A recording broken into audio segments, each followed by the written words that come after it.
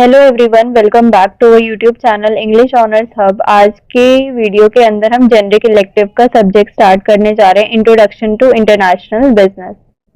तो आज की वीडियो के अंदर हम देखेंगे चैप्टर नंबर 1। चैप्टर नंबर 1 का भी नाम सेम ही है, इंट्रोडक्शन टू इंटरनेशनल बिजनेस। तो आइए सबसे पहले जानते हैं इंटरनेशनल बिजनेस होता क्या है। तो इंटरनेशनल बिजनेस वो होता है जब कोई बिजनेस अपनी कंट्री के अलावा किसी और भी कंट्री में अपने प्रोडक्ट, सर्विस, मनी, आइडियाज वगैरह ट्रेड करता है, तो वो इंटरनेशनल बिजनेस कहलाता है।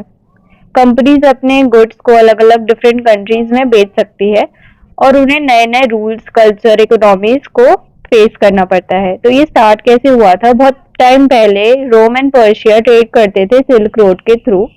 18 और 19 सेंचुरी में इंडस्ट्रियल रेवोल्यूशन के टाइम पे कंट्रीज ने और ज़्यादा ट्रेड करना शुरू किया और वर्ल्ड वॉर 2 के बाद जैसे WTO और IMF, WTO यानी कि world trade organisation and IMF यानी इंटरनेशनल मॉनेटरी फंड जैसी संस्थाओं ने बिजनेसेस को ग्लोबली जाने में हेल्प करी।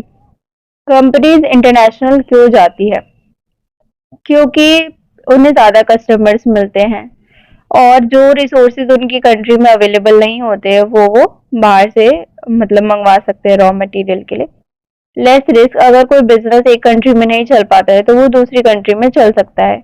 लोअर कॉस्ट, अगर हम लार्ज अमाउंट में प्रोड्यूस करते हैं चीज़ों को तो चीपर पड़ता है हमें। स्टे कॉम्पिटिटिव, तो companies global ideas, talent and technology use कर सकती है जिससे कि वो और बेटर बन सकते हैं। वर्ल्ड कनेक्टेड रहता है और ट्रेड आसान हो जाता है। Y international business is important? ये ज़रूरी इसीलिए है क्योंकि कंट्रीज इससे ग्रो कर पाती है, नई नई जॉब्स क्रिएट होती है, नई टेक्नोलॉजी आती है, मार्केट बड़ा होता है, लोगों को कस्टमर्स को और ज़्यादा चॉइसेस मिलती है, नए आइडियाज़ आते हैं, लोग साथ में आते हैं, डिफरेंट कल्चर्स सीखते हैं हम एक दूसरे से, रिलेशनशिप अच्छा होता है दो कंट्रीज के बीच का और कंज्यूमर्स के लिए और ज़्यादा चॉइसेस खुल जाती है। इंटरनेशनल बिजनेस और डोमेस्टिक बिजनेस में क्या फ़र्क है? तो डोमेस्टिक बिजनेस के अंदर हम एक ही कंट्री में रह के ट्रेड करते हैं, वहीं इंटरनेशनल बिजनेस में अलग अलग कंट्री में काम करते हैं। डोमेस्टिक में सिर्फ लोकल पीपल को बेचते हैं, इंटरनेशनल में अलग अलग कंट्री के पीपल को बेचते हैं। लॉज एंड रूल्स, तो डोमेस्टिक के अंदर हमें एक ही कंट्री के लॉ को फॉलो करना पड़ता है, वहीं इंटरनेशनल में हमें जिस कंट्री में हम जाके ट्रेड कर रहे हैं उस कंट्री के रूल्स को मानना पड़ता है। कल्चर एंड लैंग्वेज, तो डोमेस्टिक के अंदर सेम ही कल्चर होता है, लैंग्वेज सेम होती है, तो इसीलिए बेचना आसान हो जाता है। वहीं इंटरनेशनल के अंदर हर कंट्री का अलग कल्चर होता है, लैंग्वेज होती है, हैबिट्स होती है, तो हमें ये सब समझना पड़ता है सबसे पहले जाके वहाँ पे, तभी हम चीज़ों को बेच पाते हैं, वरना बेचना मुश्किल हो सकता है। मनी एंड करेंसी, तो डोमेस्टिक के अंदर एक ही करेंसी यूज होती है क्योंकि एक ही कंट्री के अंदर ट्रेड हो रहा है, वहीं इंटरनेशनल के अंदर अलग अलग करेंसीज यूज होती है और एक्सचेंज रेट भी अलग हो सकते हैं हर एक कंट्री के। पॉलिटिक्स एंड गवर्नमेंट, डोमेस्टिक के अंदर एक ही गवर्नमेंट होती है तो स्टेबल रहता है, वहीं इंटरनेशनल में बहुत सारी गवर्नमेंट आ जाती है और जैसे अगर कोई किसी कंट्री में वॉर चल रही है तो वहाँ पे और दिक्कत आ सकती है। शिपिंग एंड डिलीवरी, तो डोमेस्टिक के अंदर थोड़ा आसान होता है डिलीवरी करना क्योंकि एक ही कंट्री के अंदर करना है, वहीं इंटरनेशनल में थोड़ा कॉम्प्लिकेटेड हो जाता है क्योंकि कस्टम एंड टैक्स लगते हैं। कंपटीशन, तो डोमेस्टिक में हमें लोकल बिजनेस के साथ ही फाइट करना है, लेकिन इंटरनेशनल जब हम जाते हैं तो हमें लोकल के साथ साथ ग्लोबल बिजनेस के साथ भी फाइट करना है। Complexity of international business, India में बिजनेस करने के लिए क्या क्या चैलेंजेस होते हैं? तो पहला तो है too many rules and paper work, तो बिजनेसेस को बहुत ज़्यादा गवर्नमेंट परमिशन लेनी पड़ती है जिसमें बहुत टाइम लगता है। टैक्सेस को लेके रूल वगैरह भी चेंज होते रहते हैं, काफ़ी सारे टैक्सेस भरने पड़ते हैं जैसे GST, कॉर्पोरेट टैक्स वगैरह। और कंपनीज को हमेशा ये चिंता रहती है कि कहीं उनका इन्वेंशन या फिर ब्रांड नेम कॉपी ना हो जाए। दूसरा कल्चर एंड लैंग्वेज, तो इंडिया के अंदर क्योंकि बहुत ज़्यादा ट्रेडिशन है, बहुत सारे कल्चर है, बहुत सारी लैंग्वेज है, तो बिजनेसेस को ये ख्याल रखना पड़ेगा कि वो लोकल टेस्ट के हिसाब से काम करें और बहुत ज़्यादा अलग अलग लैंग्वेज होने के कारण थोड़ी दिक्कत आ सकती है क्योंकि सब लोग इंग्लिश तो यहाँ पे बोलते नहीं है, अलग अलग स्टेट की अलग अलग लैंग्वेज होती है। Third, infrastructure and money problem, तो क्योंकि यहाँ पे रोड वगैरह खराब है, इलेक्ट्रिसिटी कभी भी कट हो जाती है तो थोड़ा मुश्किल हो सकता है अनऑर्गेनाइज्ड बिजनेस यानी बहुत सारे छोटे छोटे जो बिजनेस है गवर्नमेंट रूल नहीं मानते हैं, अनफेयर तरीके से काम करते हैं, उससे कंपटीशन पे फर्क पड़ सकता है। और इंडियन रुपी की वैल्यू चेंज होती रहती है, तो उससे कॉस्ट ऑफ थिंग्स भी बदल सकता है, मतलब चीज़ों का जो खर्चा है वो भी इफेक्ट हो सकता है, और रॉ मटेरियल वगैरह खरीदने का। पॉलिटिक्स एंड गवर्नमेंट पॉलिसीज, तो नई गवर्नमेंट आती है तो नया रूल बना देती है, तो उससे भी इफेक्ट होता है business.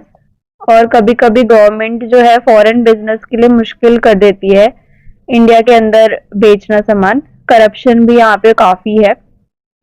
Fifth, worker and employment laws, skilled versus unskilled worker. तो इंडिया के पास इंजीनियर्स एंड आईटी प्रोफेशनल्स तो बहुत है, लेकिन यहाँ पे फैक्ट्री में काम करने वाले जो वर्कर्स है वो ट्रेंड नहीं है बिल्कुल भी।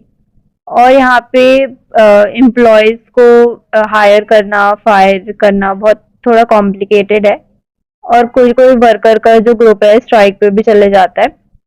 Sixth, tough competition and price sensitivity, क्योंकि इंडिया के लोगों को एकदम चीप मतलब चीप चीजें ही पसंद आती है कि दाम कम होना चाहिए। और तो फिर जो फॉरेन के लोग यहाँ पे आएंगे चीजें बेचने के लिए, तो उनको अपना प्राइसिंग भी उसी हिसाब से एडजस्ट करना पड़ेगा, क्योंकि इंडियंस को अफोर्डेबल प्रोडक्ट्स ही पसंद आते हैं।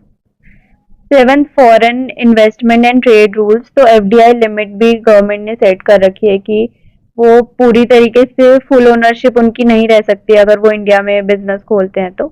हाई इम्पोर्ट टैक्सेस, और फॉरेन कंपनीज को हाई टैक्स देना पड़ता है गुड्स पे अगर उन्हें इंडिया में बेचना है तो। इंटरनेशनलाइजेशन स्टेजेस एंड ओरिएंटेशन, तो कंपनीज कैसे इंटरनेशनली ग्रो करती है। कंपनीज एक बाय एक तो मतलब अचानक से तो वो ग्लोबल नहीं जा सकती, उसे कुछ स्टेप्स फॉलो करने पड़ते हैं बड़ी कंपनी बनने के लिए, ग्लोबल बिजनेस बनने के लिए। तो क्या स्टेप्स है? पहला है डोमेस्टिक स्टेज, तो सबसे पहले एक कंपनी को सिर्फ एक ही कंट्री में बेचना होगा अपना सामान, और उसे किसी और कंट्री के बारे में नहीं सोचना, सब कुछ लोकली करना है। फिर सेकेंड स्टेज आता है प्री एक्सपोर्ट स्टेज, तो कंपनी जो है अब दूसरी कंट्रीज की तरफ देखना शुरू करेगी, उसके बारे में रिसर्च करेगी, स्टडी करेगी फॉरेन मार्केट को, और देखेगी कि क्या वहाँ के लोगों को, फॉरेन लोगों को उनके प्रोडक्ट की जरूरत है भी या नहीं है। फिर थर्ड स्टेज आती है एक्सपोर्ट स्टेज, तो कंपनी अब डायरेक्टली नहीं बेचेगी, बल्कि वो अब एजेंट्स और डिस्ट्रीब्यूटर्स के थ्रू अपना मतलब एक्सपोर्ट करेगी अपना सामान, और अपना अभी उसने ऑफिस नहीं खोला है फॉरेन में। फिर आती है फोर्थ स्टेज इंटरनेशनल स्टेज, तो कंपनी अब और सीरियस हो जाती है फॉरेन बिजनेस को लेके, और अब वो अपना ऑफिस सेटअप कर लेती है वहां पे फॉरेन में जहाँ पे भी उन्हें बिजनेस करना है। फिर आती है फिफ्थ स्टेज। फिफ्थ स्टेज है मल्टीनेशनल स्टेज, यहाँ पे कंपनी जो है फुल्ली कमिट हो जाती है कि हाँ मुझे अब बिजनेस करना है इंटरनेशनली, तो अब वो फैक्ट्री लगाना शुरू करती है, वहां पे पार्टनरशिप करती है किसी कंपनी के साथ, और अलग अलग कंट्री में वो अपना मतलब बेचना शुरू कर देती है और अपना प्रॉफिट कमाती है। फिर सिक्स्थ स्टेज आती है ग्लोबल स्टेज, तो कंपनी अब पूरी वर्ल्ड वाइड में फैल चुकी है, वो प्रोड्यूस करती है, बेचती है, और अपना अलग अलग बिजनेस अलग अलग कंट्री में चलाती है। नेक्स्ट टॉपिक है different ways companies expand internationally, तो अलग अलग तरीके हैं जिससे कि कंपनी इंटरनेशनली जा सकती है। फर्स्ट है एथनोसेंट्रिक, तो कंपनीज के अंदर सोचती है कि जो घर पे चल गया तो हर जगह चल जाएगा, तो ये अपना प्रोडक्ट चेंज नहीं करती किसी और कंट्री के लिए, बल्कि अपनी कंट्री में जैसे बेच रही थी जिस स्ट्रैटेजी से, वैसे ही हर एक कंट्री में सेम ही बेचते, तो सबसे आसान तरीका ये। फिर सेकंड है पॉलीसेंट्रिक, तो इसमें क्या होता है हर एक कंट्री का जो ब्रांच होता है वो अपना खुद का डिसीजन बनाता है, जो कंपनी है हर एक जगह पे हर एक कंट्री में अपनी अपनी ब्रांच खोल देती है, और वहां पे एक मैनेजर बैठा देते हैं, तो वहां का जो लोकल मैनेजर होता है वो अपनी कंट्री के हिसाब से खुद चॉइस लेता है, खुद डिसीजन बनाता है कि प्रोडक्ट को कैसे बेचना है, क्या चेंज करना है, क्या स्ट्रेटेजी होगी, तो वो खुद से डिसीजन लेता है। थर्ड है रेजियोसेंट्रिक, तो इसमें कंपनी जो है वो कंट्रीज को रीजन के बेसिस पे डिवाइड कर देती है, जैसे यूरोप और एशिया, और इसके बाद उस हिसाब से रीजन वाइज स्ट्रैटेजी बनाती है। फोर्थ है जियोसेंट्रिक, तो कंपनी इसमें पूरे वर्ल्ड को एज अ बड़ा मार्केट देखती है, एक बड़ा मार्केट, और ग्लोबल स्ट्रैटेजी बनाती है। उसके साथ साथ ये कुछ लोकल चेंजेस भी अलाउ करती है अगर जरूरत हो तो। नेक्स्ट टॉपिक है modes of entry into international business. तो हम एंट्री कैसे ले सकते हैं इंटरनेशनल बिजनेस में। सबसे पहला है, कंपनी जो है एक ऐसा कर सकती है कि कंपनी अपनी कंट्री में बनाए चीजें और जाके दूसरी कंट्रीज में बेचे। तो ये सबसे आसान तरीका है। लेकिन इसमें ये प्रॉब्लम है कि अलग अलग कंट्री में अगर वो अपनी कंट्री से भेजेगा तो उसमें बहुत ज्यादा टैक्स लगेगा, शिपिंग चार्ज बहुत लगेगा। सेकंड है लाइसेंसिंग। तो लाइसेंसिंग के अंदर जो एक एग्रीमेंट होता है लाइसेंसर और लाइसेंसी के बीच, जिसमें लाइसेंसर अपने किसी लोगो, नेम या टेक्नोलॉजी यूज करने के लिए लाइसेंसर को देता है और लाइसेंसर को राइट देता है और उसके बदले वो कोई फीस चार्ज करता है। और लाइसेंसर बहुत ही लिमिटेड सपोर्ट ही उसे देता है, मतलब ट्रेनिंग वगैरह नहीं देता है, बस सिर्फ एक राइट देता है उसे कि हाँ तुम मेरा नाम यूज कर सकते हो, और उसके बदले फीस लेता है। जैसे एग्जांपल है कोक एंड पेप्सी का।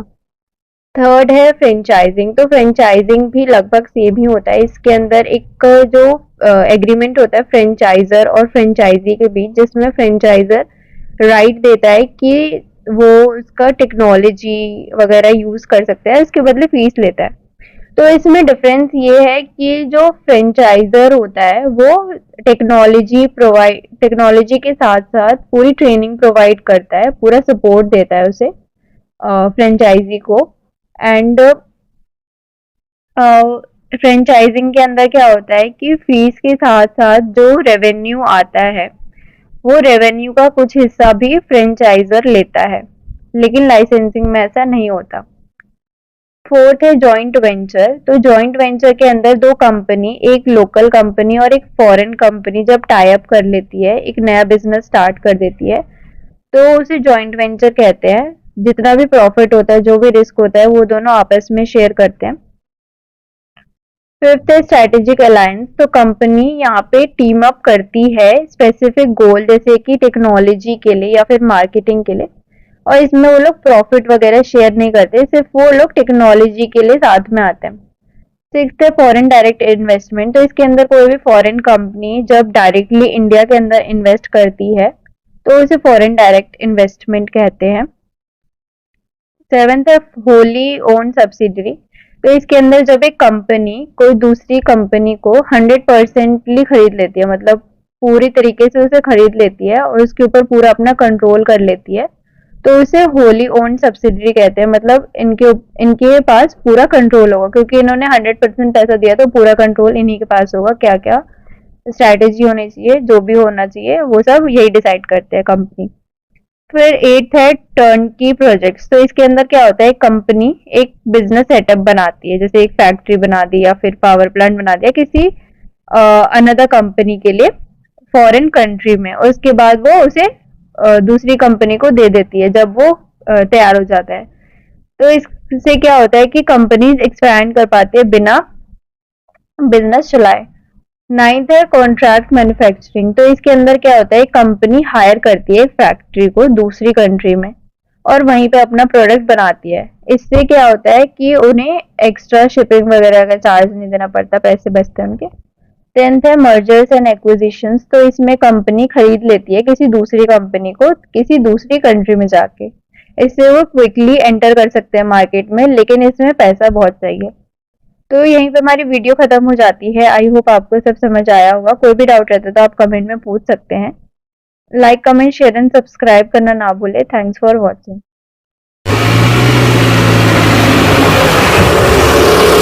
खत्म।